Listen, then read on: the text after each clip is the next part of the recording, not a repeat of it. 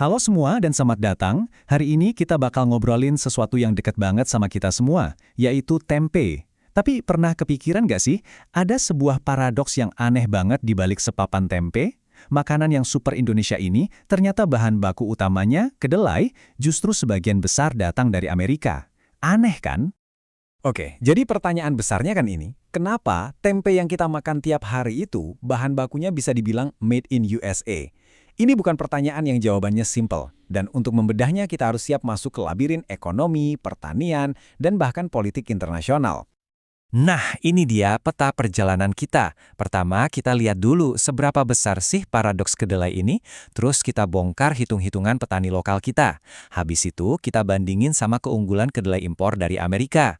Kita juga bakal lihat kenapa kebijakan pemerintah itu kayak serba salah, lalu kita perlebar pandangan ke dilema perdagangan global, dan terakhir, kita cari-cari solusinya. Siap? Yuk, mulai! Oke, kita masuk ke bagian pertama. Paradoks kedelai Indonesia. Di sini, kita akan lihat seberapa dalam sebenarnya kita ini bergantung sama dunia luar untuk makanan yang kita kira paling lokal. Angka ini benar-benar ngasih gambaran yang jelas. Coba bayangin, setiap tahun kita butuh 2,8 juta ton kedelai. Tapi semua petani kita kalau digabungin cuma bisa menghasilkan sekitar 300.000 ton. Artinya apa? Ada lubang raksasa sebesar 2,5 juta ton. Dan lubang itu 100% ditambal sama impor. Gila kan? Sekarang, coba kita lihat dari kacamata petani kita. Kenapa mereka nggak tanam kedelai lebih banyak aja? Kan logisnya gitu ya, kebutuhannya besar. Nah, ternyata matematika di lapangannya itu rumit banget. Nih, pegang angka ini dulu. Untuk garap 1 hektar sawah buat ditanami kedelai, seorang petani itu butuh modal awal kira-kira 13 juta rupiah. Buat petani kita, itu uang yang gede banget. Nah, ini yang paling bikin kaget dari rincian biayanya. Lihat deh, komponen yang paling gede itu justru ongkos tenaga kerja. Kenapa? Karena pertanian kita itu masih manual banget, minim mesin. Di Amerika sana, satu petani bisa ngerjain ratusan hektar pakai traktor canggih. Di sini, 1 hektar aja butuh belasan orang buat ngerjainnya. Jadi, ujung-ujungnya begini. Setelah keluar modal belasan juta dan kerja keras dengan hasil panen kita yang rata-rata cuma 1,5 ton per hektar, petani itu harus bisa jual kedelainya di harga Rp12.000 per kilo. Ingat ya, ini bukan buat jadi kaya raya, tapi sekedar supaya mereka bisa dapat upah yang layak untuk hidup. Oke, sekarang kita lihat lawannya di ring tinju ini. Gimana ceritanya kedelai dari Amerika bisa masuk dan menang telak di pasar kita? Dan disinilah letak masalah utamanya, kelihatan banget dari grafik ini. Kedelai impor itu pas nyampe di pelabuhan Indonesia aja harganya udah di kisaran Rp9.500 per kilo.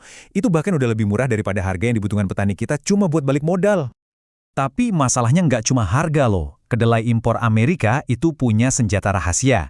Sebagian besar itu GMO, alias benihnya udah diutak-atik di lab biar super produktif. Hasil panennya bisa 2 kali lipat lebih banyak per hektar. Plus, ukurannya itu besar-besar dan seragam.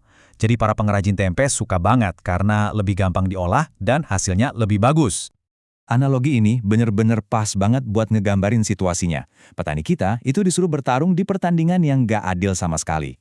Kalah harga, kalah produktivitas, bahkan kalah dari segi kualitas yang diinginkan pasar. Pasti banyak yang mikir, ya udah gampang, pemerintah tinggal larang aja impornya kan, lindungi petani kita. Nah, disinilah masalahnya jadi rumit banget. Ini kayak main catur, tapi posisinya udah skakmat, serba salah. Coba deh kita bayangin skenarionya kalau impor di stop. 1. Keran impor ditutup. Boom. 2. Karena barang langka, harga kedelai lokal langsung meroket. 3. Pengrajin tempe teriak, nggak kuat beli bahan baku. Terus mereka mogok produksi. Ujung-ujungnya siapa yang kena? Ya kita semua. Tempe dan tahu hilang dari pasar. Bisa-bisa terjadi gejolak sosial. Bahaya kan? Dan ternyata, masalah ini nggak berhenti di urusan perut kita aja. Kalau kita zoom out, kita lihat gambaran besarnya, ini udah masuk ke level diplomasi dan perdagangan global. Ini jauh lebih besar dari sekedar tempe. Oke, sebelum lanjut, kita harus kenal sama 3 huruf sakti ini. JSP.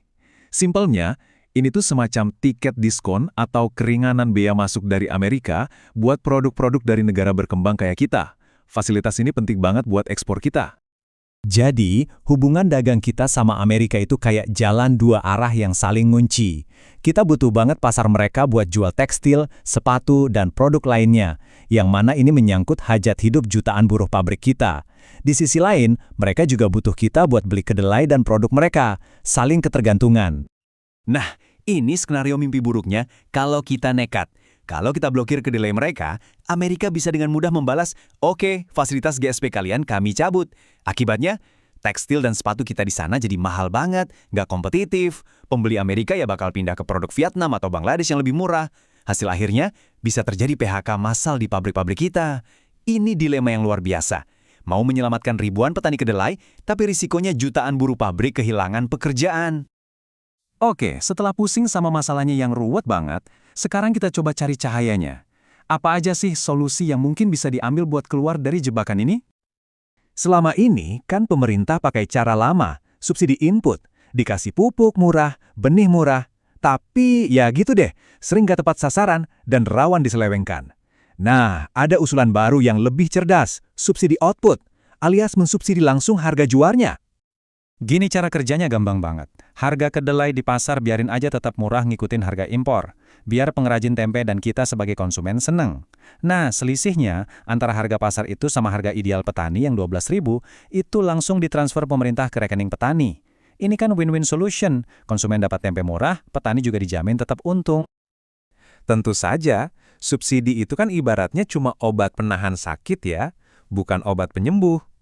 Solusi jangka panjang yang sesungguhnya adalah membuat pertanian kita jadi kompetitif. PR besarnya adalah gimana caranya riset benih kita bisa ngejar, biar hasil panen kita bisa naik dari 1,5 ton jadi 3 ton per hektar, setara sama Amerika. Kalau itu bisa tercapai, baru kita bisa bersaing dengan adil. Dan semua ini akhirnya membawa kita ke satu pertanyaan fundamental. Dengan pertarungan yang begitu berat melawan raksasa pasar global, mungkinkah pertanian lokal kita suatu hari nanti bisa benar-benar bersaing dan bahkan menang? Jawabannya belum tertulis dan akan sangat bergantung pada kebijakan dan inovasi yang kita pilih ke depan. Terima kasih sudah menyimak bahasan kali ini.